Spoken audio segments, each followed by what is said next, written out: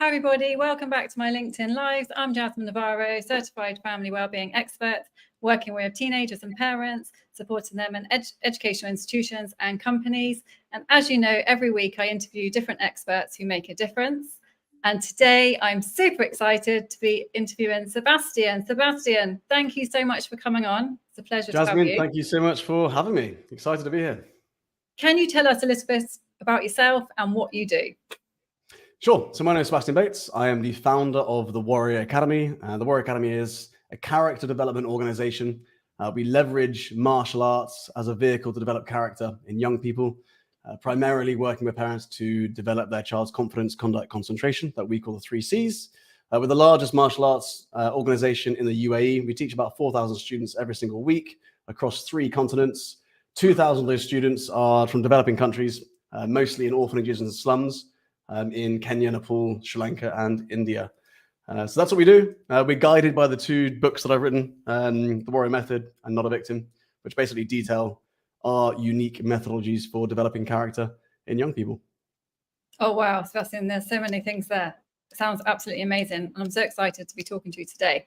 And I love your title. You chose Giving Your Child a Black Belt Character. Can you tell us what this means and what made you choose this title? Yeah, sure. So for anyone listening, if I asked you to tell me, or if I asked you what character development was, what it meant, everyone on this call, every parent in particular on this call would give me a different answer, right? It's this big gray area. We don't really know what it is. What is character development? Well, it's confidence, it's soft skills, it's resilience, it's basically, it influences every single decision we make in our lives. And so what I found within the Warrior Academy through our research, we've worked with about 30,000 children and families around the world over the last 13 years, done lots of surveys, lots of research, and really dug into what character development really meant. And what I've realized is that I could present a very complicated version of character development to parents, but it would be useless because they wouldn't implement anything. Isn't it true, Jasmine? When something's overwhelming or there's a lot of information, we just don't implement, right? So you don't do anything. Exactly. No, exactly. So for me, if we want to implement something, we have to simplify, right? As Bruce Lee says, simplicity is the key to brilliance. And so that's very much within our ethos at the Warrior Academy. So we've simplified character development into the 3 Cs: confidence, conduct, concentration. Ultimately, what we do is we work with parents to first find out what the levels of each C are in their children.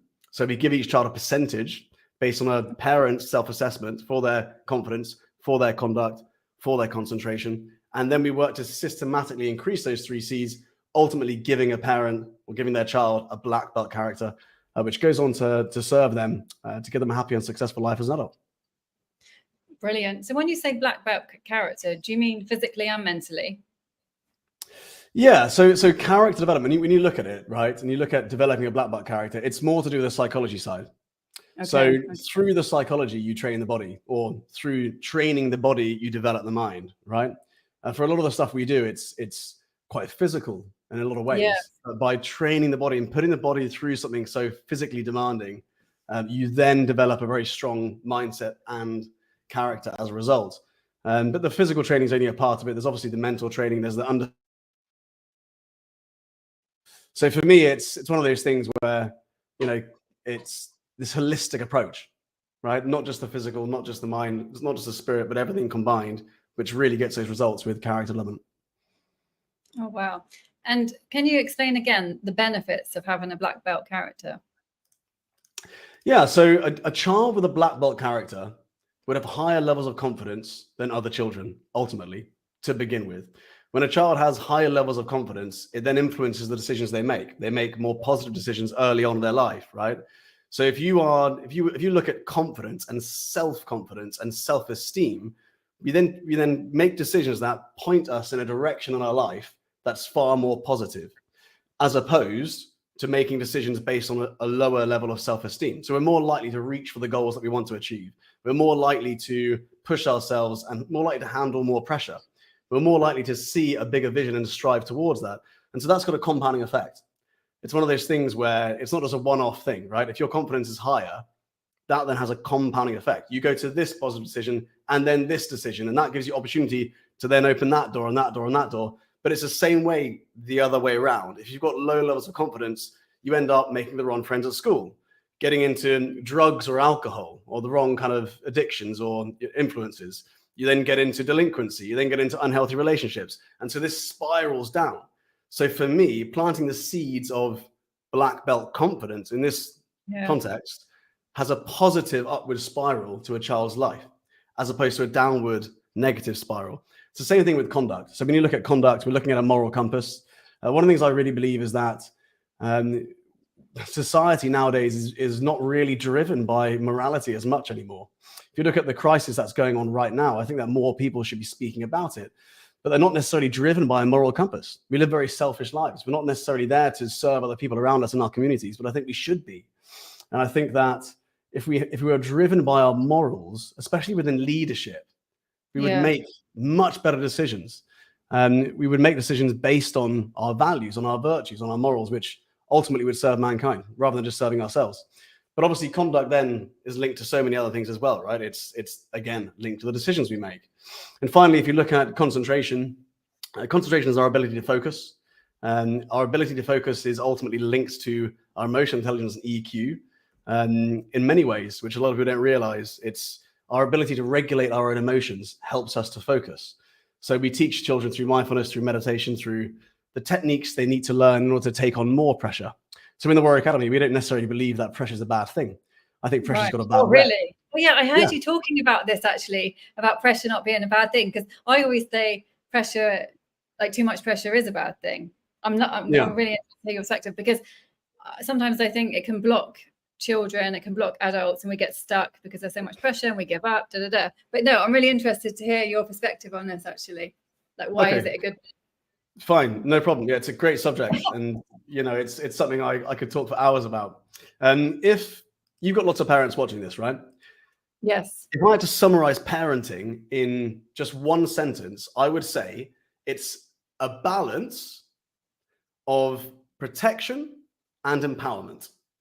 Okay. That is the balance. And in the sweet spot, you've then got a child developing, right? Specifically developing their character. Many parents overprotect, and that's wrong. Many parents try to over-empower, and that's wrong.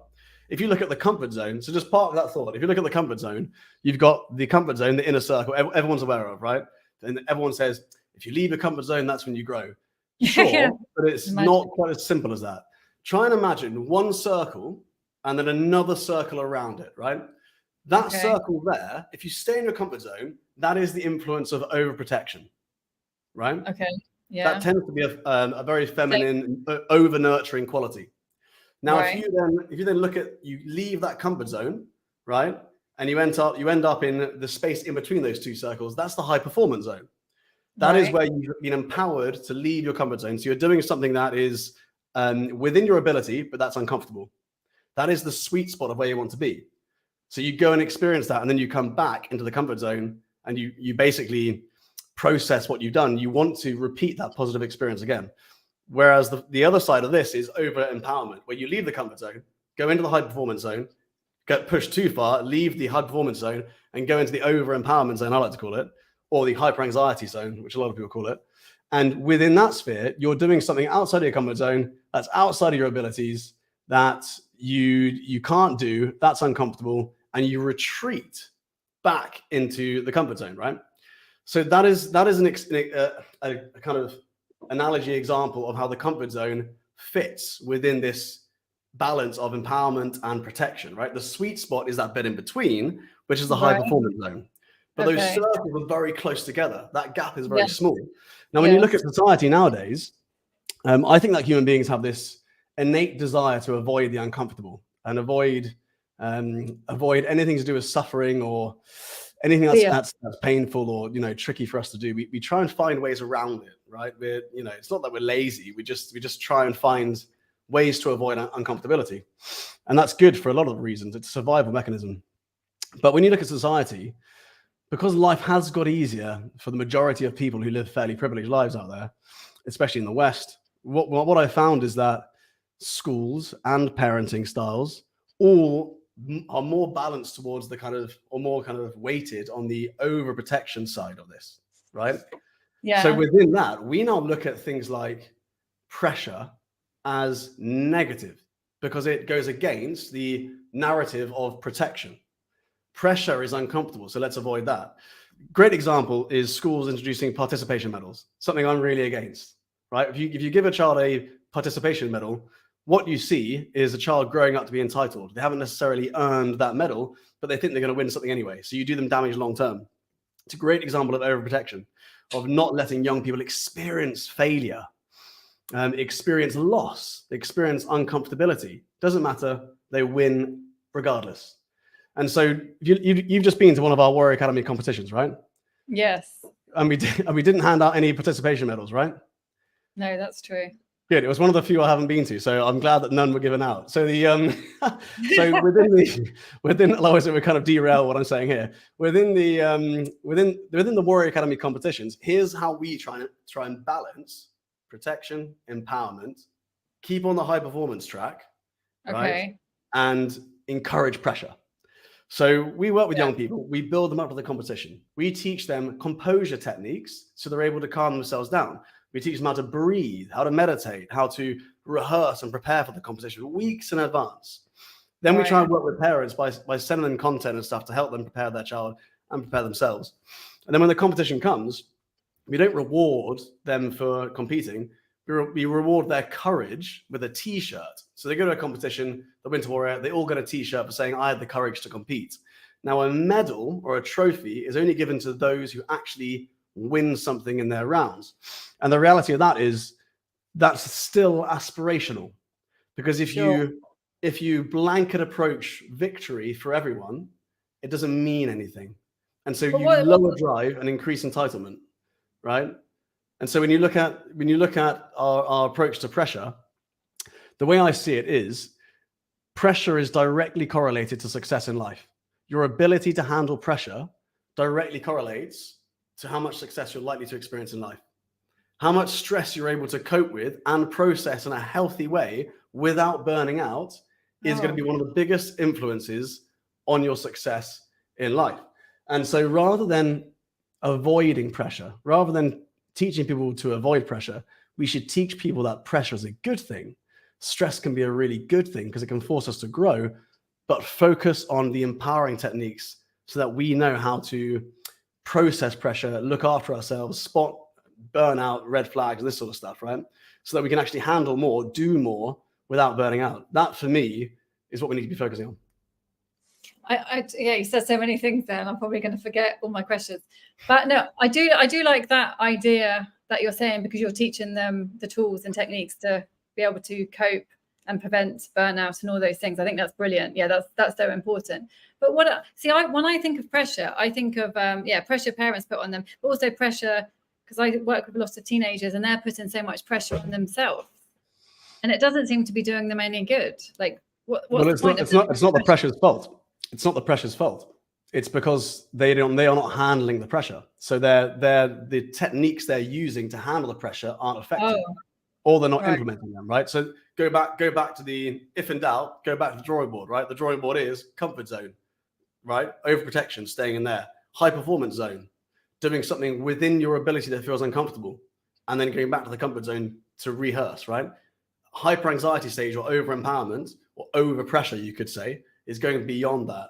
So the key is not giving someone something they can't handle over pressure, but giving them something they can handle that's uncomfortable, and then giving them the coping mechanisms, the coping techniques to actually look after themselves and manage that process, of going out, of leaving the comfort zone and experiencing pressure, but positively, right? Yeah, no, definitely. And are a lot of the techniques that you teach about self-talk? Because I would say a lot of that. Yeah, I mean, this is the thing. So the warrior method, there's a four-step warrior method that we use with all of our clubs. It's built into everything we do, right? Community, inspire, challenge, lead. The first thing is community, making sure your child's part of a safe, supportive community. There's no point in trying to challenge your child in a competition if they don't feel safe. So you've got to have that comfort zone there. So let's solidify the comfort zone. They walk into the dojo and they immediately feel safe and at home. They like the instructor. They like the other students. foundation sorted, right? Inspiration is the next thing. Once they're part of a safe, supportive community, they need to have inspiration. They need to have a reason. They need to have a reason to grow. And so we give them the black belt journey. Within the black belt journey, you've got what we call the moonshot, which is the black belt, right? They're looking up a mountain and they're like, I'm going to climb this mountain and achieve that. We break that down into little goals. And part of that inspiration that we teach our instructors and parents is that we inspire through language. So when you talk to a child, you literally paint a picture of what they'll become as they grow up with the words you use. If you talk to your child negatively, those words will stay with them. If you reinforce a child's kind of negative identity, it will stay with them. It will just become a part of them. If you tell a child they're overweight or they're not good at maths or they're whatever, that will stick with them. And so it's really important that you understand the power of language, because not only does your voice go into their head and then they start listening to that, but as many conversations you and I had before, right? That voice starts being their inner coach. So a lot of people, if you're listening to this right now, spot yourself when you notice negative self-talk and ask yourself, whose voice is that? Because the reality is it's rarely our own. That's the funny thing I've discovered working with people, right? There's typically someone in their life who's planted the seeds of doubt within something. And then they go through this process of listening to that negative opinion or voice for many, many years, sometimes decades. So, managing self-talk, spotting negative self-talk, and then correcting it and reframing it is really, really important. Yeah. Oh, no, definitely. And going back to the pressure thing, because the reason I'm asking again is because I put a lot of pressure on myself as well. And I think sometimes it's a real habit, isn't it? Sometimes we think we should be stressed or we should be under pressure. Do you know what I mean? Yeah. Like, I think I've got these beliefs as well that I need to work on. But what would you say? I don't know if that makes sense, but what would you say about that then? Is it really just a case of... I think it's good. You go for it. You want to feel, if you want to achieve something, you need to put yourself under pressure. That's the reality. Oh, really? Yeah. I mean, nothing ever moves, right? Nothing. Here's the thing I think about. Look at some of the unicorn business people or sports people, whatever. Yeah. What's actually making them do what they do? Well, in my opinion, there's two energies at play: something pulling them and something pushing them. So the something pulling them is something they're really excited about. They have a big vision for something. They want to experience a positive emotion. The something that's pushing them is the negative feeling they're running away from. Yes. And when you look at successful people, there's this kind of like unrest, this inner dialogue. And what I've realized is everyone's got this to a degree, right? Every single person is either running towards something or away from something, even if it's very small. Now, the most successful people on the planet, I think, have the biggest variance in what they're running away from and what they're running towards. As in, they're both very, very strong forces, okay? And then they're able to manage the pressure. So there's two things at play. The two energies being very strong, and the next thing is the ability to manage that pressure. And if you are saying to yourself, I'm putting loads of pressure on me and I don't enjoy it, well, then you're doing the wrong thing. Okay. In the same way, if let's just say you've got a teenage boy, and he can't do maths for more than 30 minutes before panicking and hating it and feeling stressed and feeling under pressure. He'll go upstairs at the weekend and do 14 hours on Xbox Live without any pressure. And the reason for that, and it could be even more intense, the reason for that is it's closer to his values. So I think a lot of the time that we feel under pressure, it's because we're doing something we don't want to do because it's against our values. Really? So we're fighting against ourselves. We're fighting against what we actually want to do. And so you at some point in your life, you find a sweet spot, right? And it's like, I really enjoy this. I can do this for a living, so it's sustainable. And I can see myself doing this long term. And then you're flying with it. I've mentored about 500 business owners over the last 3 years. A lot of them startups trying to define what it is they want to do. And they always come to me and say, I'm trying to find my purpose, trying to find my niche, and trying to find what I should do. And a lot of the time I'm like, that finds you. Like you try enough things, exactly. Like Yoda, your niche will find you. Your purpose will find you. And the more you chase it, the harder it is. But just trying Like different things, which everything. takes courage, you know, is one of those things that then gives you the opportunity to try more experiences, to have more experiences, and then make a better informed decision, so you can get as close to something that's resembling your values as possible. There might be times where, you know, do I want to go through loads of contracts and, you know, do loads of paperwork and sign stuff? Not really. Do I have to do it now and again because that's my job? Yeah. Do I feel pressure when I do it? Sure. You just do it anyway, right? So there'll be aspects of whatever your business or life is that you do which you don't necessarily enjoy. But I do think pressure is very much linked to your values. You don't feel the pressure doing it if you really enjoy it, right? Same like going to the gym. If you really hate going to the gym, you'll feel loads of pressure to go. But if you love going to the gym, you won't feel the pressure to go. It'll just be a fun thing to do, right? I guess it depends as well, because now you're talking about this, it's making me realize, what do I actually think pressure is?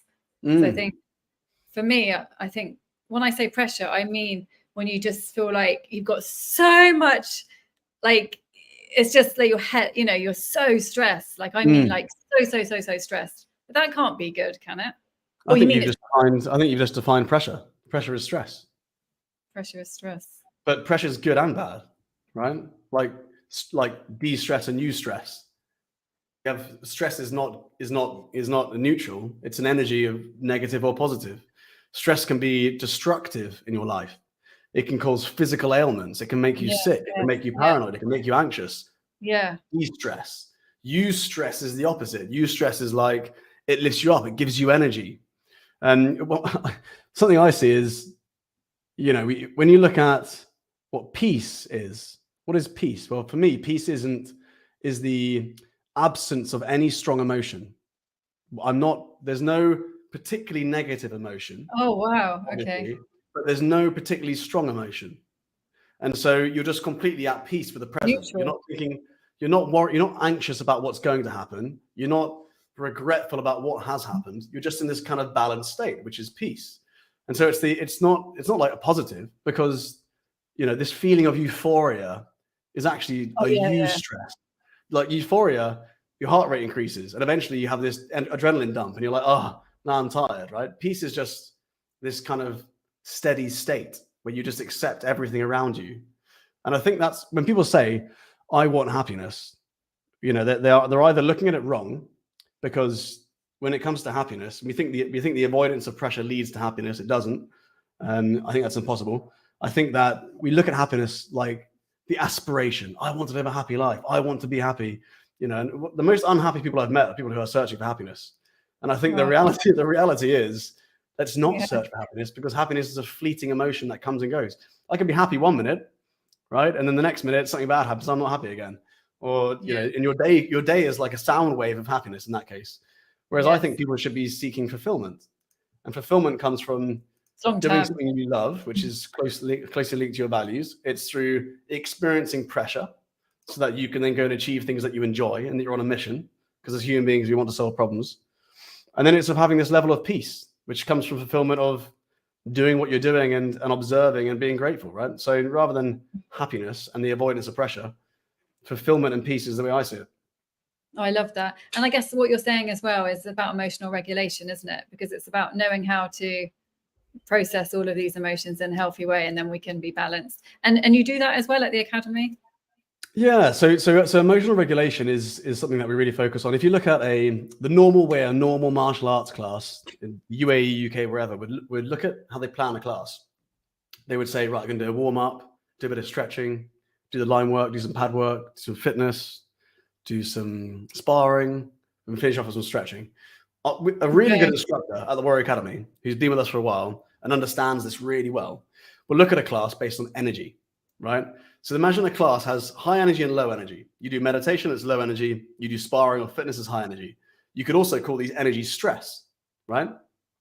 And so when you look at it, like sparring is like distress. It's like, it's challenging, it's difficult, it might be uncomfortable. And then eustress is where you've calmed down. You feel this kind of more tranquil feeling. And so when you look at energy there, what's really interesting is we take children on a journey through energy in a class. So if you imagine this energy cycle goes low energy as they walk in and they stretch, they calm down. Then bang, fitness. They jump back up, they're doing squat jumps. Their heart rate's going through the roof. Then they calm down, they do 2 minutes meditation. Then we're doing sparring straight away, right? 5 minutes, heart rate through the roof, loads of energy, really exhausted, back down. And now we're stretching in 5 minutes. So we take children on this journey, imagine a sound wave of energy. Now, the cool thing about this is, imagine a 5-year-old doing this. They're learning to take their body to a high state of awareness and energy output, and then bring that back in to calm themselves down and to focus on their breathing. They do that 20 times in a class, or 10 times, or 5 times, or 3 times in a class, and they do that for the next 10 years. When they're then an adult and they're going through something stressful, they're able to take themselves from this stressed place where their breathing is going wild, their heart rate's up, to center themselves, calm themselves down, and basically compose themselves using the composure techniques they spent a decade developing from a child. So this is what I say when I say how we can teach kids to self-regulate through the basics of martial arts by managing energy in a classroom. Wow. Yeah, when you say it like that, wow. And you add in meditation, mindfulness, you build it into a daily habit routine that they can do at home as well. All these sorts of things. And suddenly you've got an incredible, journey for a child from starting up as a white belt, as a 4, 5, 6-year-old, to becoming an adult with a black belt character, high levels of confidence, high levels of conduct, high levels of concentration. Yeah, no, it's making me want to do martial arts. Yeah. Really, really. Just have a comment here from, hi, I can't see your name, but absolutely true. I have a black belt in karate and started quite late, training at 23. That's not late. I don't think that's late. It really builds self-esteem, resilience, and grit. Still hoping my daughters will do some martial arts in the future. Yeah, I mean, and this is the thing with kids as well. I mean, as much as you want them to do something, right? They have to choose their own path at the end of the day. That's it. And can I just ask you, Seb, I know we don't have much time, but what got you into this? Like, did you have a personal, I know we don't have much time, but did you have a personal journey? Because it's amazing all the work that you're doing. I mean, it's huge. And the impact that you're creating is just massive. Like, where did this come from? Something? So long story short, bullied when I was a kid. Got a couple of minutes, yeah. So bullied when I was a child, and you bullied? Okay. I was bullied when I was a kid, yeah, for about 3 or 4 years. Had an impact on me, I think, because when you look back, you can join the dots, right? And at the time, you didn't realize. Then I found martial arts, built my confidence through that, and then the focus on character development was when I launched my first Thai boxing club for adults. I was professionally fighting in Thailand, came back to the UK, became a personal trainer, started a club in a rundown inner city gym where basically the young men of this club were sleeping rough sometimes. There was substance abuse. There was, unhealthy relationships. They were making such bad decisions, and they were in this downward spiral, like I spoke about at the beginning, the negative downward spiral. Yes.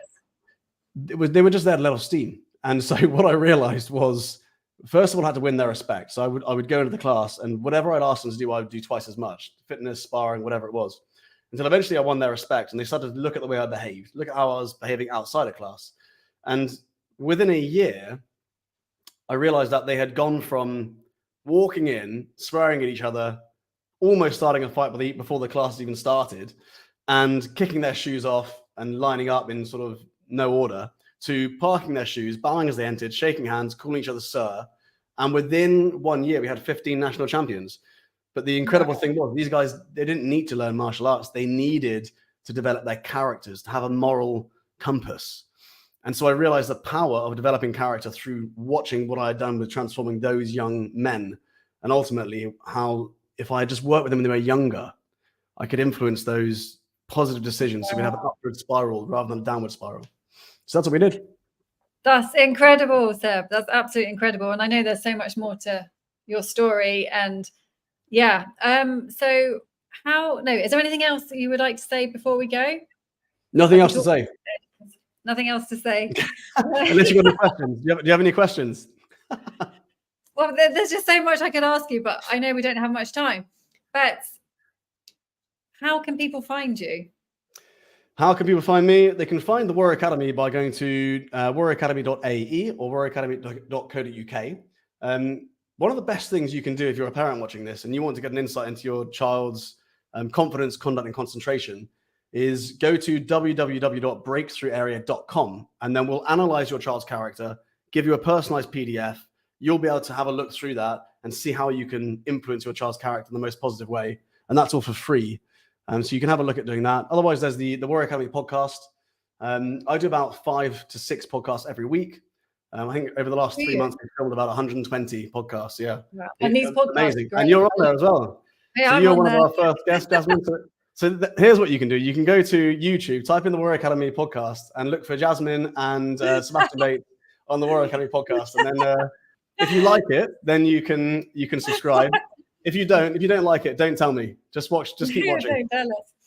But actually, Seb, can you put all of your links to, especially that assessment, all of your links, can you put them on the post on LinkedIn? Then people can just, because they probably won't remember what, the link and everything. Yeah, if you put all your links on the post, that would be amazing. No problem. And if anyone has any questions or comments, you can message Seb directly or leave a comment on the post. And I think everybody, the martial arts is for everybody. Yeah, it's not just for children. Yeah, this is it. So, martial arts, the beauty of martial arts doesn't lie in the actual physical techniques. It's the development of the character. That's it. Like if you look at martial arts like an iceberg, right? Everyone sees the tip. Yes, that's what I thought. It's all that underneath. This is why it's been so incredible for thousands of years as a tool for developing young people into adults. And I have to say, because of the comment that we got, it's never too late, is it, Seb? It depends. If you're older than 23, then it's too late, unfortunately. No, I'm joking. Really? Just because whoever commented there, it only says Facebook user, but whoever commented said they're 23, I think. So no, I once had an 80-year-old join our class, and they were one of the most incredible people to join a martial arts class. Never too late. If you've got a good instructor and you're in the right community and they work with you, it's never too late at all. Especially if you're young, it's something that you can get into. It's very holistic. There's all sorts of martial arts out there. The world of martial arts is massive. There's loads of exciting styles you can be researching and find something that really fits in with what you want. It's not just about self-defense. Oh, brilliant. Thank you so much, Seb. And thank you, everybody, for joining. It's been an absolute pleasure, Seb. I've learned so much. And I will see you soon. And I'll see everybody else next week. Thank you, Jasmine.